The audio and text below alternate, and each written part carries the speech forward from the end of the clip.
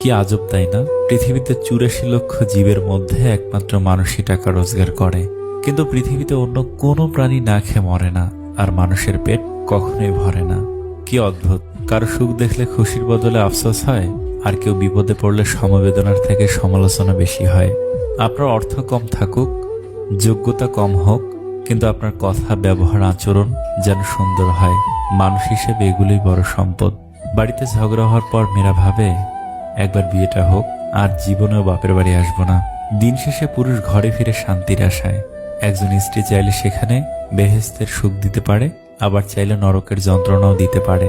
তিনটি জিনিস খুব মূল্যবান: সম্পর্কে সম্মান থাকা দরকার, ভালোবাসতে বিশ্বাস থাকা দরকার, বন্ধুত্বে গুরুত্ব থাকা দরকার। যদি সুখ চাও রাত জেগো না, যদি শান্তি চাও দিনে ঘুমিও না, যদি সম্মান চাও ফালতু কথা বলিও না, যদি ভালোবাসা চাও পরিবারকে কখনো ছেড়ো না। এত মানুষের প্রয়োজন নেই। কথা বলে শান্তি লাগবে, মন হালকা হবে।